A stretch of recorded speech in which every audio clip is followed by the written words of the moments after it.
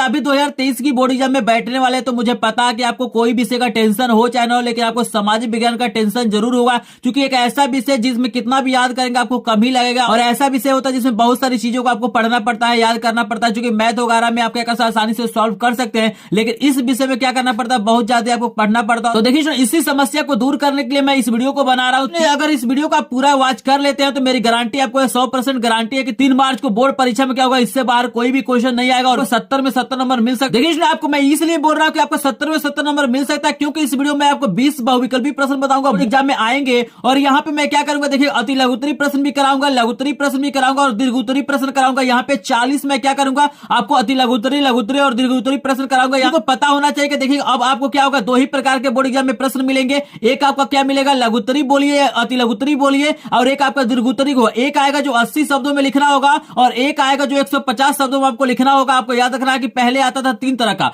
पहले आता था अति लघुत्तरी आता था, लघुत्तरी आता था और दीर्घोत्तरी आता था। आज तक देख लेते तो मेरी गारंटी का आप 70 में 70 नंबर पाएंगे और बोर्ड एग्जाम में 3 मार्क को इससे बाहर प्रश्न नहीं आने वाला। तो पूरा का पूरा वीडियो देखिएगा। तो चलिए वीडियो को स्टार्ट करते हैं। तो स्टूडेंट सबसे पहले आपको मोस्ट इंपोर्टेंट एमसीक्यू करा देते हैं जो आपके बोर्ड एग्जाम में आने वाला है। तो जैसे हमने पहला प्रश्न दिया गया मोस्ट इंपोर्टेंट प्रश्न, ये प्रश्न दिया गया कि फ्रांस की क्रांति कब हुई थी या फ्रांस की क्रांति का आरंभ कब हुआ था, आपको बताना है। तो आप लोग क्या करेंगे ना, कमेंट सेक्शन में कमेंट करते रहिए ताकि हमको भी पता चले। आप लोग बिल्कुल ध्यान से देख रहे हैं तो जल्दी से आप लोग बताइए, सभी लोग कमेंट सेक्शन में कमेंट कीजिए कि फ्रांस की क्रांति कब हुई थी। पहला ऑप्शन आपको दिया गया 1788 ईस्वी में, दूसरा आपको दिया गया 1789 ईस्वी में, तीसरा आपको दिया है 1790 में और चौथा आपको दिया है 1787 में। तो जल्दी से सभी लोग कमेंट सेक्शन में कमेंट करेंगे। इसका देखिएगा सही उत्तर आपको मैं बता देता हूं कि 1789 ईस्वी में क्या हुआ था, फ्रांस की क्रांति क्या हुई थी, आरंभ हुई थी। आपको याद रखना है, मोस्ट इंपोर्टेंट प्रश्न और बिल्कुल ऐसे ही प्रश्न क्या होंगे बोर्ड एग्जाम में आपसे पूछे जाएंगे। पूरा का पूरा वीडियो देख लेते हैं तो बिल्कुल आपका 100% यहाँ पे क्या हो जाएगा, सामाजिक विज्ञान के प्रश्न यहाँ पे क्या हो जाएंगे, तैयार हो जाएंगे। चूंकि आपको 20 MCQ प्लस 40 में क्या करूंगा, क्वेश्चन आंसर कराने वाला। दूसरा प्रश्न आपके बोर्ड एग्जाम में आ सकता है कि जर्मनी के एकीकरण में मुख्य भूमिका था। आपको बताना है भाई किसका यहाँ पे मुख्य भूमिका था जर्मनी के एकीकरण में।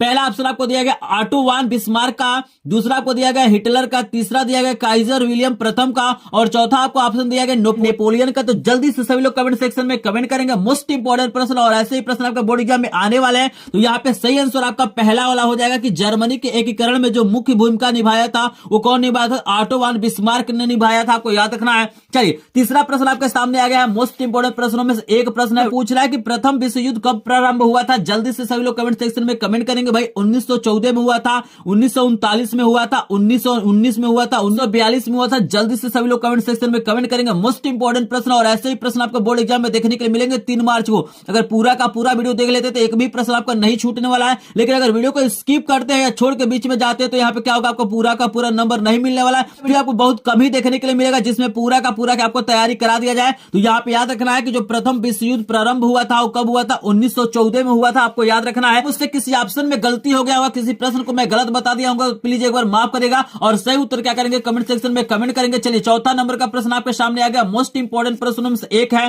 चौथा नंबर का प्रश्न दिया गया है, महात्मा गांधी जी ने असहयोग आंदोलन की शुरुआत कब की थी। जल्दी से सभी लोग कमेंट सेक्शन में बताइए भाई, असहयोग आंदोलन मोस्ट इंपोर्टेंट टॉपिक है। आपको बताना कि महात्मा गांधी जी ने असहयोग आंदोलन की शुरुआत कब की थी, 1919 में, 1920 में, 1922 में, 1923 में। जल्दी से सभी लोग कमेंट सेक्शन में कमेंट करेंगे। जिनको पता है कमेंट करते रहिए, क्योंकि मैं कमेंट चेक करूंगा और मैं देखूंगा कि कितने ऐसे स्टूडेंट हैं जिनको पहले से चीजें पता था। तो आपको याद रखना है कि भाई असहयोग आंदोलन की जो शुरुआत हुई थी 1920 में हुई थी। आपको याद रखना है। ये पीडीएफ के रूप में चाहिए, लिंक दिया गया डिस्क्रिप्शन में, ग्रुप को ज्वाइन कर। ऑलरेडी मैंने क्या किया, सभी विषयों के चैप्टर वाइज मैंने क्या किया, इंपॉर्टेंट प्रश्नों का पीडीएफ नोट भेज दिया है। तो जिनको भी पीडीएफ नोट चाहिए लिंक डिस्क्रिप्शन में दिया गया, ग्रुप को ज्वाइन कर लेंगे और लास्ट में आपको मेरा मोबाइल नंबर मिल जाएगा, वहां भी क्या कर सकते हैं आप कॉल या एसएमएस करके प्राप्त कर सकते हैं। 5 नंबर का प्रश्न आपके सामने आ गया, मोस्ट इंपोर्टेंट प्रश्न मैं कराने वाला हूं। असहयोग आंदोलन का मुख्य कारण क्या था, जल्दी से आपको बताना। इसके पहले पूछा गया था कि असहयोग आंदोलन कब शुरू किया गया था महात्मा गांधी के द्वारा, और इसमें पूछा गया कि भाई असहयोग आंदोलन का मुख्य कारण क्या था।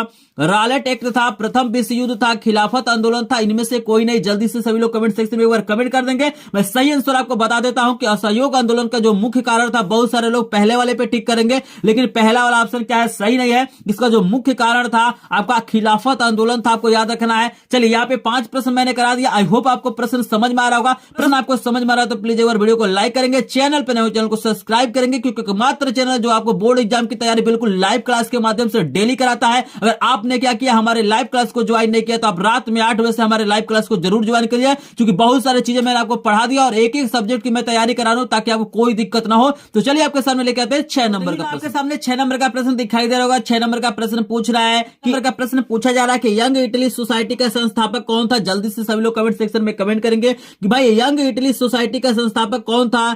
गैरीबाल्डी था, बिस्मक था, काबुर था, मेजनी था। जल्दी से सभी लोग कमेंट सेक्शन में कमेंट करेंगे। सही उत्तर आपका हो जाएगा डी नंबर। जो यंग इटली सोसाइटी का जो संस्थापक हो किसे माना जाता है, का जो संस्थापक माना जाता है मेजनी को माना जाता है। आपको याद रखना है। 7 नंबर का प्रश्न मोस्ट इंपोर्टेंट प्रश्न में से एक है। आपसे पूछा रहा है कि निम्नलिखित में से कौन सा संगीत सूची का विषय है। जल्दी से सभी लोग कमेंट सेक्शन में कमेंट करेंगे भाई इसमें से कौन सा ऐसा विषय है जो संगीत सूची के अंतर्गत आता है, आपको जल्दी से बताना है। तो आपको याद रखना है कि सही आंसर यहाँ पे क्या हो जाएगा, रक्षा हो जाएगा। बहुत सारे लोगों ने सही कमेंट कर दिया होगा। यहाँ पे देखिए 8 नंबर का प्रश्न आपको दिखाई दे रहा है, मोस्ट इंपोर्टेंट प्रश्नों में से एक है। यहाँ पे 8 नंबर का प्रश्न दिया गया, इनमें से कौन रबी फसल है। जल्दी से सभी लोग कमेंट सेक्शन में कमेंट कीजिए कि भाई इसमें से कौन सा ऐसा फसल है जो रबी फसल के अंतर्गत आता है। चावल है, मोटे अनाज है, चना है, कपास है। तो यहाँ पे काफी लोगों ने सही बता दिया होगा।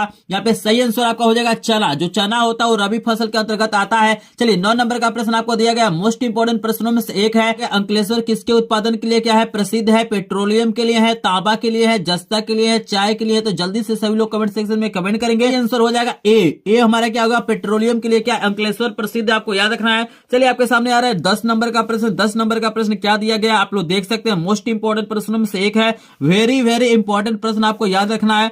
यह प्रश्न पूछ रहा है कि कपास की खेती के लिए कौन सी मृदा उपयुक्त होती है। आपको बताना मतलब किस मिट्टी में क्या होता है अच्छा मतलब कपास की खेती हो सकता है। काली मृदा है, लाल मृदा है, जलोढ़ मृदा है, लेटराइट मृदा है। तो यहाँ पे सही आंसर आपको बता देता है कि सही आंसर क्या हो जाएगा, काली मृदा। आपको याद रखना है कि कपास की खेती के लिए जो सबसे बेहतरीन जो मृदा होती है वो क्या होती है, काली मृदा। आपको याद रखना है। एक बार जल्दी से सभी लोग कमेंट सेक्शन में कमेंट कर देंगे 10 में से कितने प्रश्नों का उत्तर आपको पता था। तो जल्दी से एक बार बता दीजिए, फिर आपके सामने लाते हैं नेक्स्ट प्रश्न को। पूरा का पूरा वीडियो देखिए। यहाँ पे 70 में 70 नंबर का मैं क्या करने वाला हूँ, प्रश्न कराने वाला हूँ। सब कुछ मैं करा दूंगा, चाहे आपका लघुत्तरी प्रश्न हो, दीर्घोत्तरी प्रश्न हो, बहुविकल्पी हो, बिल्कुल इसी को तैयार कर लेना। इससे बाहर क्या होगा, बोर्ड एग्जाम में आपको नहीं आने वाला प्रश्न। पूरा का पूरा यहाँ पे रिसर्च करके क्या क्या प्रश्नों को लिखा गया है। चलिए आपके सामने लेके आते हैं 11 नंबर का प्रश्न। अगर आपने क्या किया, वीडियो को लाइक नहीं किया तो प्लीज एक बार लाइक करेंगे, चैनल पर चैनल को सब्सक्राइब करेंगे, क्योंकि लाइक और सब्सक्राइब हम लोग का क्या होता है, मोटिवेशन होता है। और आप लोग मोटिवेट करेंगे तो हम लोग ऐसे कंटेंट आपके लिए लाते रहेंगे। तो चलिए आपके सामने आ गया 11 नंबर। सामने 11 नंबर का प्रश्न आ गया। 11 नंबर का प्रश्न कह रहा है कि निम्नलिखित में से कौन अजैविक संसाधन, आपको बताना है भाई पौधे, पशु, चट्टाने, मछलियां, इसमें से बताना है कौन अजैविक संसाधन है। तो अजैविक को मतलब होता है निर्जीव। इसमें से आपको बताना है कौन निर्जीव है। पौधे हैं, पशु है, चट्टाने हैं, मछलियां। तो आप लोग समझ सकते हैं जो अजैविक संसाधन के अंतर्गत आएगा हमारा क्या हो जाएगा, चट्टाने हो जाएंगे। आपको याद रखना है। चलिए 12 नंबर का प्रश्न भी आपको दिखाई दे रहा है, मोस्ट इंपोर्टेंट प्रश्न में से एक प्रश्न है। यह प्रश्न दे रहा है कि भूदान आंदोलन किसके द्वारा आरंभ किया गया था। महात्मा गांधी के द्वारा, विनोबा भावे के द्वारा, जवाहरलाल नेहरू के द्वारा, इनमें से कोई नहीं। तो यहाँ पे देखिएगा जल्दी से सभी लोग कमेंट सेक्शन में कमेंट कर देंगे। यहाँ पे सही आंसर आपको हो जाएगा विनोबा भावे ने क्या किया था, भूदान आंदोलन को क्या किया था, प्रारंभ किया था। चलिए 13 नंबर का प्रश्न आपके सामने आ गया, मोस्ट इंपोर्टेंट प्रश्न में से एक प्रश्न। और ऐसे ही प्रश्न आपको बोर्ड एग्जाम में आने वाले हैं। यहाँ पे दिया गया है कि भारत में कितने प्रतिशत स्तनधारियों का लुप्त होने का खतरा है। जल्दी से सभी लोग कमेंट सेक्शन में बताएंगे कि भारत में कितने प्रतिशत स्तनधारियों का लुप्त होने का खतरा है। 10%, 20%, 30%, 40%। तो सही आंसर आपका हो जाएगा 20%। क्या करना आपको याद रखना है। चलिए अगला प्रश्न आपके सामने आ गया, 14 नंबर का प्रश्न आप लोग देख सकते हैं, मोस्ट इंपोर्टेंट प्रश्नों में से एक है। यहाँ पे पूछा जा रहा है कि विश्व व्यापार संगठन का मुख्यालय कहाँ है। जल्दी से सभी लोग कमेंट सेक्शन में कमेंट कर देंगे कि भाई विश्व व्यापार संगठन का मुख्यालय कहाँ पे है। न्यूयॉर्क में है, पेरिस में है, जिनेवा में, ऑटोवा में है। जल्दी से सभी लोग कमेंट कर दीजिएगा। सही आंसर आपको बता देते हैं कि सी वाला हमारा क्या हो जाएगा, सही हो जाएगा। विश्व व्यापार संगठन का जो मुख्यालय हमारा क्या है, जिनेवा में, आपको याद रखना है। चलिए आपके सामने 15 नंबर का प्रश्न, मोस्ट इंपोर्टेंट प्रश्न प्रश्नों में से एक है। वेरी वेरी इंपॉर्टेंट प्रश्न आपके सामने आ गया है। यहाँ पे पूछा जा रहा है कि चिपको आंदोलन किससे संबंधित है। जल्दी से सभी लोग कमेंट सेक्शन में कमेंट करेंगे कि जो चिपको आंदोलन था वो किससे संबंधित था। मृदा संरक्षण से, वन संरक्षण से, जल संरक्षण से, वायु संरक्षण से। तो आपको याद रखना है यहाँ पे वन संरक्षण से क्या है, चिपको आंदोलन क्या है हमारा संबंधित है। 16 नंबर का प्रश्न आपके स्क्रीन पर दिखाई दे रहा है। मोस्ट इंपोर्टेंट प्रश्नों में से एक है। दो राज्यों के बीच वस्तुओं का आदान प्रदान कहलाता है। आपको बताना है कि भाई दो राज्यों के बीच क्या करना है, वस्तुओं का आदान प्रदान करना है। तो उसको क्या बोलेंगे, राष्ट्रीय व्यापार बोलेंगे, अंतरराष्ट्रीय व्यापार बोलेंगे, आंतरिक व्यापार बोलेंगे, वस्तु विनिमय बोलेंगे। जल्दी से सभी लोग कमेंट सेक्शन में कमेंट करेंगे। और जो लोग अभी तक वीडियो को लाइक नहीं किए वीडियो को लाइक करेंगे, क्योंकि पूरा का पूरा सामाजिक विज्ञान का इंपॉर्टेंट प्रश्न आपको इस वीडियो में देखने के लिए मिलेगा। तो यहाँ पे याद रखना है कि यहाँ पे दो राज्यों के बीच जो वस्तु का आदान प्रदान होता है उसे वस्तु विनिमय कहते हैं। आपको याद रखना है। तो चलिए आपके सामने लेके आते हैं 17 नंबर का प्रश्न। लेकिन जो लोग चैनल पे चैनल को सब्सक्राइब जरूर करेंगे, क्योंकि यहाँ पे लाइव क्लास के माध्यम से डेली क्या किया जाता है, एक एक प्रश्न का क्या कहता है आपको तैयारी कराया जाता है। तो आपके सामने आ गया 17 नंबर का प्रश्न। आपके स्क्रीन पे 17 नंबर का प्रश्न आ गया हुआ। ये 17 नंबर का प्रश्न बोल रहा है कि भारत आय की दृष्टि से कैसा राष्ट्र है। जल्दी से सभी लोग कमेंट सेक्शन में बताएंगे कि भारत जो है आय की दृष्टि से कैसा राष्ट्र है। उच्च आय वर्ग वाला है, मध्य आय वर्ग वाला है, निम्न आय वर्ग वाला है, इनमें से कोई नहीं। तो जल्दी से कमेंट सेक्शन में कमेंट करेंगे। यहाँ पे सही आंसर हो जाएगा जो भारत हमारा किस तरह का मतलब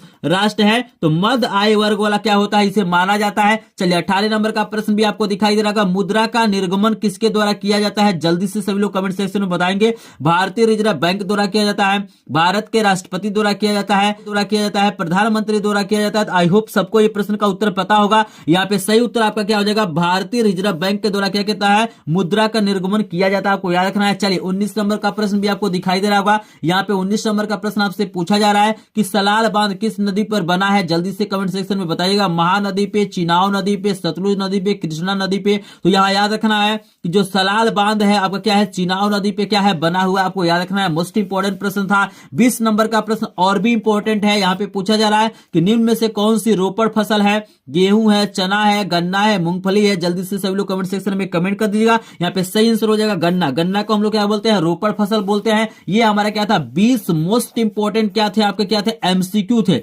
ये हमारे क्या थे, 20 मोस्ट इंपोर्टेंट एमसीक्यू थे। अगर आपको प्रश्न समझ में आया होगा, अगर आपको प्रश्न इंपॉर्टेंट लगा होगा, तो प्लीज एक बार वीडियो को लाइक करेंगे, चैनल को सब्सक्राइब करेंगे। आपके सामने 40 मोस्ट इंपोर्टेंट क्या करते हैं, हम आपके सामने लघुत्तरी और क्या करते हैं, दीर्घोत्तरी प्रश्नों को लाते हैं। और उसी प्रश्न को क्या करना, आपको तैयार करना है। बोर्ड एग्जाम में आपको पूरा का पूरा नंबर मिलने वाला है। तो चलिए एक एक करके आपको प्रश्नों को दिखाते हैं। और जिनको भी इन प्रश्नों का क्या चाहिए, पीडीएफ चाहिए, मैंने क्या किया, सभी विषयों के सभी चैप्टर के इंपॉर्टेंट प्रश्नों का पीडीएफ भेज दिया है। आप लोग स्क्रीन पर देख सकते हैं। जो लोग पहले से मेरे ग्रुप में जुड़े हुए उनको सबको मैंने भेज दिया है। अगर आपको चाहिए पीडीएफ बिल्कुल फ्री में, तो आप कुछ नहीं करना है, लिंक डिस्क्रिप्शन में दिया गया है, ग्रुप को ज्वाइन कर लेंगे। या स्क्रीन पे आपको नंबर आ रहा है, ये नंबर मेरा है, यहाँ पे भी कर सकते हैं, कॉल भी कर सकते हैं, एसएमएस भी कर सकते हैं। अगर आपको चाहिए बिल्कुल फ्री में, देखिए इस चैनल पे सब कुछ फ्री होता है, चाहे आपका लाइव क्लास हो, आपका वीडियो हो, चाहे पीडीएफ हो, सब कुछ फ्री में दिया जाता है। अगर आपको चाहिए पीडीएफ तो लिंक डिस्क्रिप्शन में, ग्रुप को ज्वाइन कर लीजिएगा या इस नंबर पे कॉल करिएगा। तो चलिए आपको बता देते हैं लघुत्तरी और दीर्घोत्तरी प्रश्नों में क्या क्या आपको तैयार करना है। तो सब कुछ मैं बताने वाला हूं, जितना है, चाहे आपका भूगोल हो, इतिहास हो, नागरिक शास्त्र हो, अर्थशास्त्र हो, सबसे मिलने वाला। तो पूरा का पूरा वीडियो देखिएगा। तो आपके सामने आ गया पहला प्रश्न। तो देखिए ना, आपको पहला जो प्रश्न तैयार करना है, आपको तैयार करना है कि जर्मनी का एकीकरण कब और कैसे हुआ था। ये भी मोस्ट इंपोर्टेंट प्रश्नों में से एक है और हर साल इस प्रश्न को पूछा जाता है। तो पहला आपको प्रश्न तैयार कर लेना भाई, जर्मनी का एकीकरण कब और कैसे हुआ था। दूसरा जो आपको प्रश्न तैयार करना है, आपको यह तैयार करना है कि ऑटो वान बिस्मार्क कौन था, वह किस लिए प्रसिद्ध है, चाहे वो क्यों प्रसिद्ध है। ये भी क्या है, इंपॉर्टेंट प्रश्न। आपको क्या करना है, इसे भी तैयार कर लेना है। तीसरा जो प्रश्न आपको तैयार करना है, वो तैयार करना है कि रॉलेट एक्ट क्या था, उसका विरोध कैसे किया गया, परिणाम हुआ, इसको भी क्या करना आपको तैयार करना है। ये भी प्रश्न क्या है, मोस्ट इंपोर्टेंट प्रश्न में एक है। सब कुछ मैं बताने वाला हूं, एक एक प्रश्न को मैं बताऊंगा, पूरा का पूरा वीडियो देखना और इनको आपको तैयार करना है। अगर आप लोग डिमांड करेंगे तो मैं इसका क्या करूंगा, सोल्यूशन भी करा दूंगा। जो भी मैं 40 प्रश्न करा रहा हूं, इसका मैं सोल्यूशन भी करा दूंगा। क्योंकि यहाँ पे अगर सोल्यूशन मैं कराऊंगा तो काफी लंबा वीडियो हो जाएगा। तो इसका अगर आप लोग डिमांड करेगा, आप लोग कमेंट करेगा, तो इसका मैं सोल्यूशन करा दूंगा। इस वीडियो में आपको पूरा का पूरा इंपॉर्टेंट प्रश्न करा देता हूं, आप लोग इसको तैयार कर लेगा। चलिए चौथा जो प्रश्न आपको तैयार करना है, वो आपको तैयार करना है कि भारत छोड़ो आंदोलन के किन्हीं 3 कारणों का उल्लेख कीजिए। ये भी मोस्ट इंपोर्टेंट प्रश्न, हर साल पूछा जाता है, तो इसे भी आपको तैयार कर लेना है। 5 नंबर का जो प्रश्न आपको तैयार करना है, वो तैयार करना है कि 1929 की महामंदी का भारत पर क्या प्रभाव पड़ा। ये भी मोस्ट इंपोर्टेंट प्रश्न है। यानी सब कुछ यहाँ पे जो भी प्रश्न मैं बताने वाला बिल्कुल रिसर्च किया गया है। और यही प्रश्न क्या होते हैं, बोर्ड एग्जामों में लगातार पूछे जाता है और इस बार भी इन्हीं प्रश्नों को पूछा जाएगा। तो 40 प्रश्न प्रश्न आप तैयार कर लेते तो बिल्कुल सामाजिक विज्ञान में 70 नंबर पाने से कोई रोक नहीं सकता है। अगला जो 6 नंबर का प्रश्न आपको तैयार करना है कि ब्रेडन वुड्स समझौता का क्या अर्थ है, इसका उद्देश्य क्या था, इसको भी क्या करना आपको तैयार कर लेना है। 7 नंबर प्रश्न मोस्ट इंपॉर्टेंट है, आपको टिप्पणी लिखने के लिए देता है या इसके बारे में पूछ सकता है कि असहयोग आंदोलन से आप क्या समझते हैं, खिलाफत आंदोलन से आप क्या समझते हैं, जलियांवाला बाग हत्याकांड क्या था, इस पे टिप्पणी लिखिए या इससे रिलेटेड चीजों को पूछ सकता है। ये 7 नंबर प्रश्न क्या है, वेरी क्या है इंपॉर्टेंट, इस पे क्या करना आपको तैयार कर लेना है। चलिए 8 नंबर का जो प्रश्न आपको तैयार करना है मोस्ट इंपॉर्टेंट प्रश्नों में से एक है कि मृदा अपरदन से आप क्या समझते हैं। 8 नंबर का प्रश्न क्या तैयार करना है कि मृदा अपरदन से आप क्या समझते हैं। कभी कभी पूछ देता है कि मृदा अपरदन को कैसे रोका जा सकता है, ऐसे चीजें क्या होता है आपसे पूछा जाता है, तो इसको भी क्या करना तैयार कर। 9 नंबर का आपको प्रश्न तैयार करना है स्टूडेंट यहाँ पे कि भूक्षरण से आप क्या समझते हैं, इसे रोकने के लिए कोई 4 उपाय बताइए। तो ये भी मोस्ट इंपॉर्टेंट प्रश्नों में से एक है। एक एक प्रश्न को देखिएगा, सब कुछ मैं बताने वाला हूं,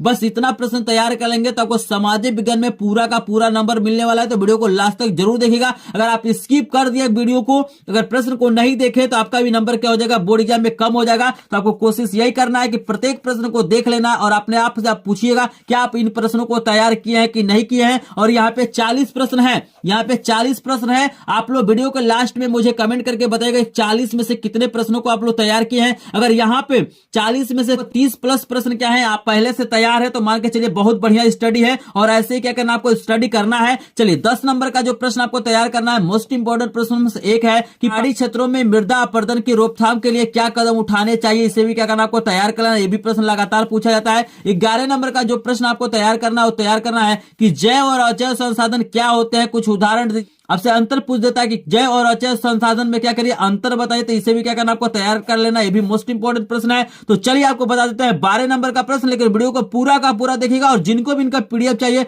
लिंक डिस्क्रिप्शन में ग्रुप को ज्वाइन करिए। आपके सामने आ गया 12 नंबर का प्रश्न। तो देखिए ना 12 नंबर का जो प्रश्न आपको तैयार करना है कि जैव विविधता क्या है, मानव जीवन में इसकी महत्ता का क्या करना है वर्णन करना है, ये भी प्रश्न आपको तैयार करना है। 13 नंबर का प्रश्न जो सबसे इंपॉर्टेंट आप सभी को पता है कि चिपको आंदोलन से आप क्या समझते हैं, इसकी क्या विशेषताएं थी। चिपको आंदोलन मोस्ट इंपॉर्टेंट प्रश्नों में से एक है। प्रश्न आपको तैयार करना है कि बहुउद्देशीय परियोजनाओं से होने वाले लाभ और हानियों का क्या करना है तुलना करना है, चाहे दोनों में अंतर क्या करना स्पष्ट करना, ऐसे प्रश्न आपसे पूछा जा सकता है। तो 14 नंबर का तैयार कर लेना है। 15 नंबर का जो प्रश्न आपको तैयार करना है भारत में कृषि के महत्व पर एक संक्षिप्त टिप्पणी लिखिए, वेरी इंपॉर्टेंट प्रश्न है, इसे भी क्या करना आपको तैयार करना है। चलिए 16 नंबर का जो प्रश्न आपको तैयार करना है कि भारत की कृषि की कोई 3 विशेषताएं क्या करना आपको लिखना है या बताना है, या भारत की कृषि पे क्या करना है आपको टिप्पणी लिखना, ऐसे भी पूछा जा सकता है। तो इसे भी क्या करना आपको तैयार कर लेना, ये भी मोस्ट इंपोर्टेंट प्रश्न है। 7 नंबर का प्रश्न आपको तैयार करना है कि गन्ना के उत्पादन के लिए अनुकूल भौगोलिक दशाओं को क्या करना है बताना है। यहाँ पे कभी कभी कपास दे देगा, कभी कभी आपको गेहूं दे देगा, कभी कभी आपको चावल दे देगा, कभी कभी चना देगा। तो हर एक फसल के बारे में थोड़ा बहुत आपको जानकारी रखना चाहिए। 18 नंबर का जो प्रश्न आपको तैयार करना है ये मोस्ट इंपोर्टेंट प्रश्न में से एक है कि चावल की उपज के लिए अनुकूल भौगोलिक दशाओं का वर्णन करना है कि भाई चावल कब किस मौसम में किस वातावरण में क्या होता है तैयार होता है, गन्ना आपका कैसे तैयार होता है, कौन सा वातावरण होना चाहिए, क्या क्या चीजें उसको प्रोवाइड करना चाहिए, तो ये चीजें भी आपको आना चाहिए। 19 नंबर का प्रश्न आपसे पूछा जा सकता है कि एक पेय फसल का नाम लिखिए तथा उसके उत्पादन पर प्रकाश डालिए, भी मोस्ट इंपोर्टेंट प्रश्न है। देखिए 20 नंबर का प्रश्न आपसे पूछा जा सकता है कि ऊर्जा परागत स्रोत किसे कहते हैं, उदाहरण सहित क्या करना है बताना, तो ये भी मोस्ट इंपोर्टेंट प्रश्न है। तो यहाँ पे मैंने 20 प्रश्न आपको बता दिया। जल्दी से कमेंट सेक्शन में आप लोग कमेंट करिए 20 में से कितने प्रश्न आपको तैयार है, और यहाँ पे क्या होंगे 15 प्लस प्रश्न आपको तैयार होंगे। तो मान के चलिए बहुत बेहतरीन तैयारी है। और स्टूडेंट यही सब प्रश्न है जो क्या होते हैं बोर्ड एग्जाम में पूछे जाते हैं। तो चलिए आपके सामने लेके आते हैं 21 नंबर का प्रश्न, आपको बता देते हैं कि क्या तैयार करना है, और जिनको भी इनका सोल्यूशन चाहिए आप लोग वीडियो के कमेंट बॉक्स में कमेंट कर देना कि सर इसका सोल्यूशन करा दिए, तो मैं इसका सोल्यूशन वाला वीडियो भी क्या करूंगा डाल दूंगा। तो चलिए आपके सामने आ गया 21 नंबर का तैयार करना है कि खनिज संरक्षण की आवश्यकता पर संक्षिप्त टिप्पणी लिखिए, ये भी मोस्ट इंपोर्टेंट प्रश्न है। 22 नंबर का प्रश्न आपको तैयार कर लेना कि सड़क परिवहन के कोई 3 लाभ बताइए, ये भी मोस्ट इंपोर्टेंट प्रश्न में से एक है। 23 नंबर का प्रश्न आपको तैयार करना कि भारत के आर्थिक विकास में परिवहन के संसाधनों का क्या महत्व है, मोस्ट इंपोर्टेंट प्रश्न, इसे भी क्या करना आपको तैयार कर लेना है। 24 नंबर का जो प्रश्न आपको तैयार करना कि दादी क्यों जरूरी है, एक का तर्क दीजिए, इसे भी क्या करना आपको तैयार करना है, ये भी प्रश्न लगातार पूछा जाता है। देखिए 25 नंबर का जो प्रश्न आपको तैयार करना है कि गठबंधन सरकार से आप क्या समझते हैं, मोस्ट इंपोर्टेंट प्रश्नों से एक है, इसे भी आपको तैयार करना है। देखिए 26 नंबर का जो प्रश्न आपको तैयार करना है कि संघवाद क्या है, इसकी प्रमुख विशेषताओं का उल्लेख कीजिए, ये भी प्रश्न लगातार पूछा जाता है, मोस्ट इंपॉर्टेंट प्रश्न, इसे भी क्या करना आपको तैयार कर लेना है। 27 नंबर का जो प्रश्न आपको तैयार करना है कि विकेंद्रीकरण क्या है, इसके लिए भारतीय संविधान में क्या व्यवस्था दी गई है, कि निचार का उल्लेख कीजिए। ये भी प्रश्न आपको क्या करना है, तैयार करना। अगर आप भी चाहते हैं 3 मार्च को बढ़िया नंबर पाना, तो इन सभी प्रश्नों को क्या करेंगे, तैयार करेंगे। का जो प्रश्न आपको तैयार करें स्टूडेंट कि लोकतांत्रिक देश में सामाजिक विभाजन का क्या प्रभाव पड़ता है, इसे भी क्या करना आपको तैयार कर लेना है। नंबर का प्रश्न आपको तैयार करना है कि भारत में जाति प्रथा का राजनीति एवं समाज पर क्या प्रभाव पड़ा, इसे भी क्या करना, तैयार करना। मोस्ट इंपोर्टेंट प्रश्न है। नंबर का प्रश्न आप लोगों को तैयार करना है कि भारत की विधिकाओं में महिलाओं के प्रतिनिधित्व की स्थिति क्या है, इसे क्या करना है, आपको टिप्पणी लिखना है, दर्शाना है, इसके बारे में बताना। तो ये भी प्रश्न मोस्ट इंपोर्टेंट आपको तैयार कर लेना है। चलिए आपके सामने लेके आते हैं 31 नंबर का प्रश्न। लेकिन जो लोग वीडियो को लाइक नहीं किए हैं, वीडियो को लाइक करेंगे, चैनल पर नए चैनल को सब्सक्राइब करेंगे। अगर इन प्रश्नों का आपको सोल्यूशन चाहिए तो प्लीज एक बार कमेंट बॉक्स में कमेंट करिएगा। अगर यहाँ पे क्या होता है 20+ लोग क्या करते हैं, अगर कमेंट कर देते तो इसका मैं सोल्यूशन वाला वीडियो क्या करूंगा, अपलोड कर दूंगा। क्योंकि इसमें सोल्यूशन वाला मैंने इसलिए नहीं डाला कि वीडियो काफी लंबा हो जाएगा, उसको मैं क्या करूंगा, अलग से वीडियो आपको प्रोवाइड करूंगा। तो आप लोग 20 लोग क्या करेंगे, कमेंट कर देंगे और क्या करेंगे, इस वीडियो को लाइक कर देंगे, शेयर कर देंगे, सब्सक्राइब कर देंगे। तो इसका सोल्यूशन का भी मैं वीडियो डाल दूंगा, इतना समय नहीं लगेगा। इस प्रश्नों का उत्तर मैं क्या करूंगा, एक एक प्रश्न का उत्तर आपको बता दूंगा। तो चलिए आपके सामने आ गया 31 नंबर का प्रश्न। यहाँ पे जो 31 नंबर का आपको प्रश्न तैयार करना है कि भारत की 3 विशेषताएं बताइए, ये भी प्रश्न मोस्ट इंपोर्टेंट है, इसको तैयार कर लेना है। 32 नंबर का जो प्रश्न आपको तैयार करना है कि एक विकसित देश की क्या विशेषताएं होती है, स्पष्ट कीजिए। मोस्ट इंपोर्टेंट प्रश्न से इसे भी आपको तैयार कर लेना है। 33 नंबर का जो प्रश्न आपको तैयार करना है, वेरी वेरी इंपॉर्टेंट प्रश्न आपके सामने दिया गया है कि अर्थव्यवस्था के तृतीय क्षेत्र से आप क्या समझते हैं, कोई 2 उदाहरण दीजिए। इसे भी क्या करना आपको तैयार कर लेना है। 35 नंबर का जो प्रश्न आपको तैयार करना है, सामाजिक विज्ञान के लिए मोस्ट इंपोर्टेंट प्रश्न, असंगठित कार्य क्षेत्र से आप क्या समझते हैं, ये 3 समस्याओं का उल्लेख करना है, लिखना है, इसे भी क्या करना आपको तैयार करना है। 36 नंबर का प्रश्न मोस्ट इंपोर्टेंट प्रश्न में से एक है, इसे आपको तैयार करना है कि राष्ट्रीय ग्राम रोजगार गारंटी अधिनियम 2005 पर एक संक्षिप्त टिप्पणी क्या करना आपको लिखना है। इसके बारे में आपको बताना है भाई, राष्ट्रीय ग्राम रोजगार गारंटी अधिनियम जो 2005 था उस पर क्या करना आपको टिप्पणी लिखना है, इसके बारे में बताना, इसे भी आपको तैयार करना है। 37 नंबर का जो प्रश्न आपको स्टूडेंट तैयार करना है, वो तैयार करना है कि विदेशी व्यापार से क्या आशय है, इसके किन्हीं 3 लाभों का वर्णन करना, इसे भी क्या करना आपको तैयार कर लेना है। 38 नंबर का प्रश्न आपको तैयार करना है कि वैश्वीकरण से आप क्या समझते हैं, इसके बारे में आपको बताना है, ये भी प्रश्न आपको तैयार करना है। 39 नंबर का प्रश्न आपको तैयार करना है कि विश्व व्यापार संगठन से आप क्या समझते हैं, इसके भी आपको तैयार कर लीजिएगा। 40 नंबर का जो लास्ट प्रश्न आपको तैयार करना है कि उपभोक्ता आंदोलन के कारण बताइए, हम उपभोक्ता के रूप में क्या कर सकते हैं, इसका क्या करना उपाय आपको बताना है कि क्या कारण था, उसका निवारण क्या है। तो ये भी मोस्ट इंपोर्टेंट प्रश्न है। आई होप आपको 40 प्रश्न समझ में आ गया होगा। आप लोग जल्दी से क्या करेंगे, कमेंट सेक्शन में कमेंट करेंगे कि भाई 40 में से कितने प्रश्न आपको तैयार हैं। जिनको यहाँ पे 30+ प्रश्न क्या है तैयार है, पहले से याद है, पहले से जानते हैं, तो मान के चलिए बहुत बेहतरीन तैयारी हो रहा है और ऐसे ही आपको तैयारी करना है। तो आप लोग कमेंट सेक्शन में जरूर बताइएगा कि 40 में से कितने प्रश्नों का उत्तर आपको पहले से पता है। तो जल्दी से एक बार कमेंट कीजिए। और आपको इसका सोल्यूशन चाहिए तो आप लोग क्या करेंगे, कमेंट करेंगे। अगर 20 लोग क्या करते हैं, कमेंट कर देते हैं, तो मैं क्या करूंगा, इसका सोल्यूशन वाला वीडियो डालूंगा। अगर आपका सोल्यूशन करा दिया, जो आपका बोर्ड एग्जाम में 90% से ऊपर चांस है कि वैसे ही प्रश्न आपको आने वाला है, लिस्ट में भी मिल जाएगा, लिंक डिस्क्रिप्शन में दिया गया। वायरल पेपर का सोल्यूशन जरूर देखिएगा। तो आई होप आपको वीडियो पसंद आया होगा। वीडियो पसंद है तो वीडियो को लाइक करिएगा, अपनी राय जरूर दीजिएगा। मिलता है नेक्स्ट वीडियो में, तब तक के लिए आपका धन्यवाद।